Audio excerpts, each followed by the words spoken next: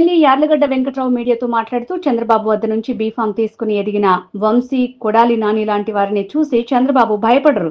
వృత్తి ధర్మం నిర్వహిస్తున్న పోలీసుల్ని బెదిరించడం జగన్ రెడ్డికి సమంజసమా? పార్టీ మారని కాసరనేని రంగబాబుపై దాడి చేసి ఆయన కాళ్లు విరగొట్టారు. మాదాల శ్రీనివాస్ ఫెర్టిలైజర్ షాప్ లో నేలమట్టం చేయించారు. అరాచకాలపై జగన్ ఒక్కరోజైనా స్పందించారా? సీట్లు ఎక్కువ వస్తేనే అసెంబ్లీకి వస్తానని జగన్ రెడ్డి 2029 ఎన్నికల మేనిఫెస్టోలో ప్రకటించారని సవాల్. జగన్ రెడ్డి విధానాలు ప్రజలకు నచ్చకనే వైసీపీకి కేవలం 11 సీట్లు మాత్రమే వచ్చాయి. ఇవాళకైనా వైఎస్ఆర్ కాంగ్రెస్ పార్టీ పునరాలోచన చేసుకోవాల్సిన అవసరం ఎంతైనా ఉంది. తెలుగు రాష్ట్రంలో పార్టీ నడుపుతా తెలుగు భాష మీద దాడి చేసే వాళ్ళని ఇంకా ప్రోత్సహించడం నేను అమానుషంగానే భావిస్తున్నాను. అలాగే ఇంకా ఆయన ఏ ఎంక్వైరీ ఎందుకు చేపించాల?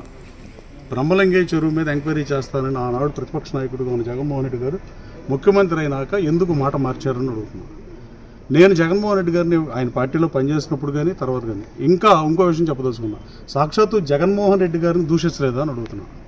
ఆ రోజు శాసనసభ్యుడిగా ఉన్నప్పుడు మిమ్మల్ని తిట్టిందే మీరు మర్చిపోయి మీ సతీమణి గురించి కూడా వ్యాఖ్యానించి తిహార్ జైలు ఆ జైలుకి వెళ్ళకుండా చూసుకోవాలని ఇట్లాంటి మాటలు మాట్లాడి అవన్నీ మర్చిపోయారా జగన్మోహన్ రెడ్డి గారిని అడుగుతున్నాను.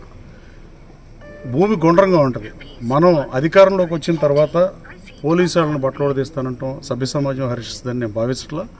రాబోయే కాలంలో వైఎస్ఆర్ కాంగ్రెస్ పార్టీని ప్రజలు 11 స్థానాలకు పరిమితం చేస్తే నాకు ప్రతిపక్ష హోదా కావాలని అడగడం ఎంతవరకు ధర్మం? ప్రజలు ఇచ్చిన హోదాని వదిలేసి నాకు ఆ హోదా అక్కర్లేదని రేపు ఎన్నికల మేనిఫెస్టోలో డెఫినెట్గా మాజీ ముఖ్యమంత్రి గారిని అడుగుతున్నాను. ఏ పార్టీ అయినా మేనిఫెస్టో లేకుండా ఎన్నికలకు వెళ్ళే పరిస్థితి లేదు. అది ఏ పార్టీ అయినా. మీరు ఈసారి ఎన్నికల్లో 175 సీట్లు ఉంటే 175లో 10% 18 సీట్లు కానీ, అధికారానికి 89 సీట్లు కానీ, లేదు పునర్విభజన జరిగిన నియోజకవర్గాలు 225 సీట్లు పెరిగితే 23 సీట్లు కానీ ఇస్తేనే ప్రధాన ప్రతిపక్ష హోదా కానీ ముఖ్యమంత్రి పదవి కానీ వస్తేనే నేను రాజకీయాల్లో కొనసాగుతా, అసెంబ్లీకి వస్తానని మీరు తక్షణం మేనిఫెస్టోలో పెట్టాల్సిన అవసరం ఉంది.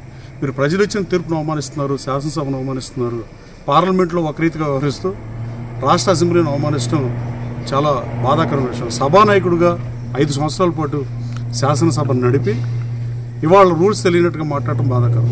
సభానాయకుడిగా ఉన్న జగన్మోహన్ రెడ్డి గారు ఆయన అమ్మట గెలిచిన 10 మంది ఎమ్మెల్యేల్లో కొత్తగా ఎన్నికైన శాసనసభ్యులు మొదలుపడుతున్నారు. ముందు వాళ్ళ వ్యవహారం చూడమని జగన్మోహన్ రెడ్డి గారికి హితవు పలుకుతున్నాను. నేను అన్పార్లమెంటరీ మాట్లాడడం జగన్మోహన్ రెడ్డి గారికి కూడా తెలుసు. కానీ ఆయన దూషించినా ఆయన సర్దుకున్న పరిస్థితి. కానీ ఇదేదో డాక్టర్ రామచంద్ర గారి మీద మాట్లాడినప్పుడు ఇలాంటప్పుడు స్పందించుంటే కనీసం వైసీపీ శ్రేణులు కూడా హర్షించాయని నేను బలంగా నమ్ముతున్నాను.